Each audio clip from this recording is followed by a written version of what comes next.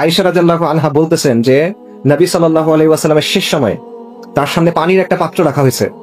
রাসূলুল্লাহ সাল্লাল্লাহু আলাইহি ওয়াসাল্লাম সেই পানি দিয়ে বারবার মুখ মুছতেছেন এবং বলছেন লা ইলাহা ইল্লাল্লাহ, নিশ্চয়ই মৃত্যুর মধ্যে কষ্ট আছে। সালাফুস সালিহিনের অনেকে মৃত্যু যন্ত্রণা সম্পর্কে বলছেন যে মুমিনের জন্য সবচেয়ে কষ্টকর জিনিস হলো মৃত্যু যন্ত্রণা। শাহাদাত যদি না আসে, শাহাদাতের যন্ত্রণা নাই, কিন্তু শাহাদাত ছাড়া যত মৃত্যু আছে দুনিয়াতে এর চেয়ে আর কোনো কষ্ট মুমিনের জন্য নাই। এবং সেই কষ্ট কিরকম? তীর দিয়ে আপনার শরীর ছিন্ন বিচ্ছিন্ন করে দেওয়া হচ্ছে, লোহার পেরেক হাতুড়ি দিয়ে ঠুকে ঠুকে আপনার শরীরে ঢোকানো হচ্ছে, গরম পানির মধ্যে আপনাকে ফেলে সিদ্ধ করে দেওয়া হচ্ছে। এটার যে কষ্ট, সালাফুস সালিহিন বলছেন যে মৃত্যুর কষ্ট এর চেয়ে বেশি।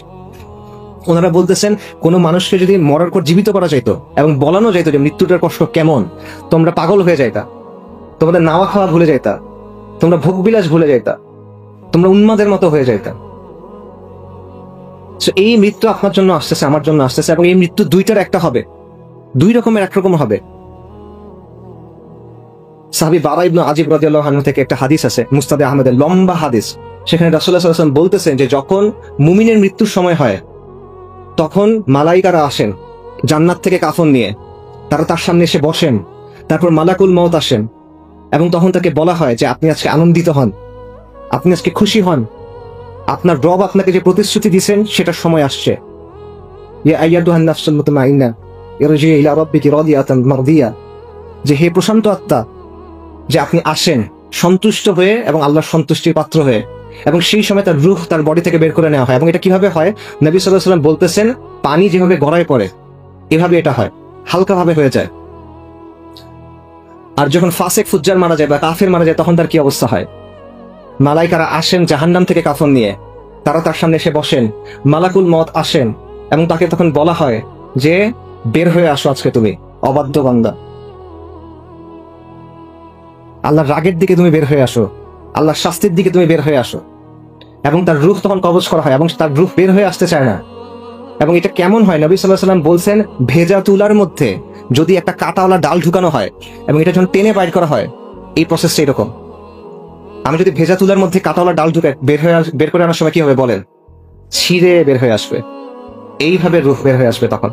তো এই দিনটা আপনার জন্য আসতেছে, আমি জানি না আপনার জন্য কখন আসবে, আমার জন্য কখন আসবে, কিন্তু এই দিনটা আমাদের সবার জন্য আসতেছে। এখন একমাত্র প্রশ্ন হলো ওই দিনটাতে আপনাকে কিভাবে সম্বোধন করা হবে, ওই দিনটা আপনি কিভাবে পার করবেন।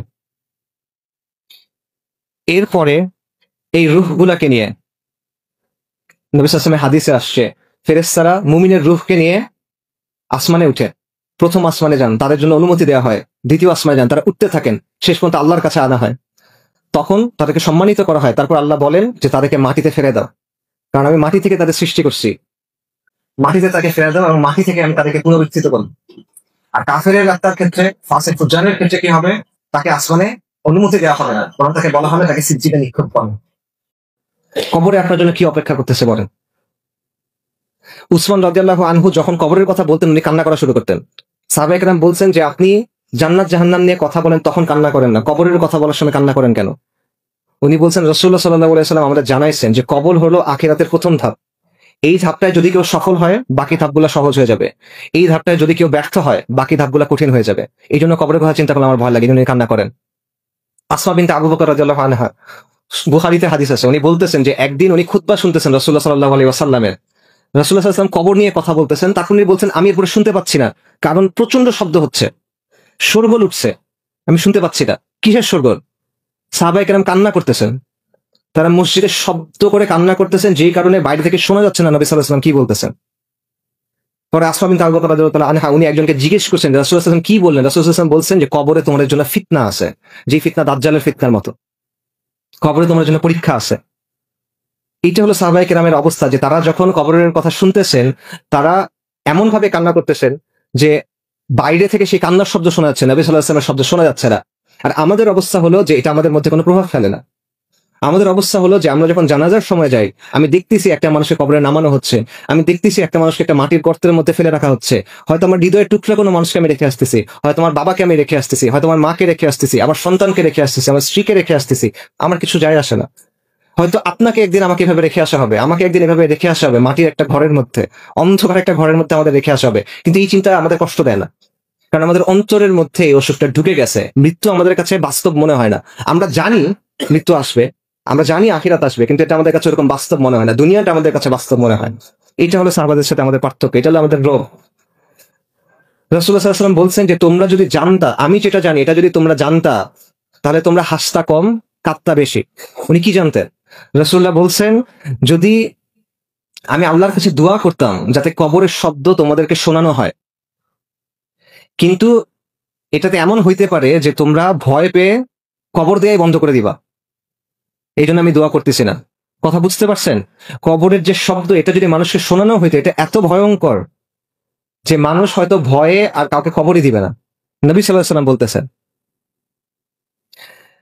আপনি যখন প্রথম কবরে যাবেন, কবর আপনাকে চাপ দিবে, প্রত্যেকটা মানুষকে কবর চাপ দিবে। নবী সাল্লাল্লাহু আলাইহি ওয়াসাল্লাম বলছেন, কবরে একটা চাপ আছে, যদি কেউ এই চাপ থেকে মুক্তি পেত তাহলে সেটা তো সাদ ইবনে মুআজ রাদিয়াল্লাহু আনহু। কিন্তু সাদ ইবনে মুআজ রাদিয়াল্লাহু আনহু এই চাপ থেকে মুক্তি পান নাই। সাদ ইবনে মুআজ কে? সাদ ইবনে মুআজ রাদিয়াল্লাহু আনহু হলেন ওই ব্যক্তি যার মৃত্যুর পর আর রহমানের আরশ কেঁপে উঠছে। হাদিসে আসছে, সাদ ইবনে মুআজ রাদিয়াল্লাহু আনহুর জানাজার সময় আসমানের সবগুলো দরজা খুলে দেওয়া হয়েছে।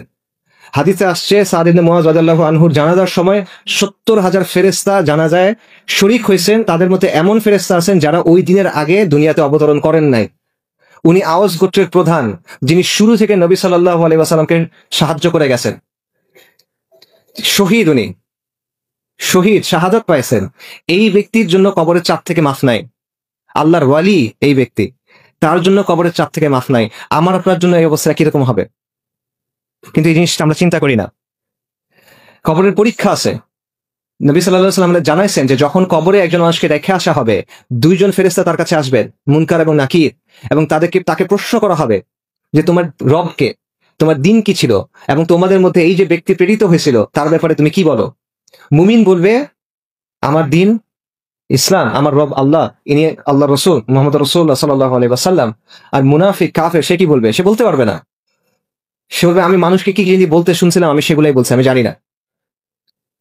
মুমিন যখন এই জবাব দিবে, তখন আসমান থেকে বলা হবে আমার বান্দা সত্য বলছে, এবং তখন তাকে জান্নাতের পোশাক পরানো হবে, জান্নাতের বিছানা দেওয়া হবে, এবং তার কবরে জান্নাতের দিকে একটা দরজা খুলে দেওয়া হবে, তাকে জান্নাতে তার জায়গা দেখানো হবে, এবং তখন সে আল্লাহকে বলবে, আল্লাহ কিয়ামতটা দ্রুত করে দেন।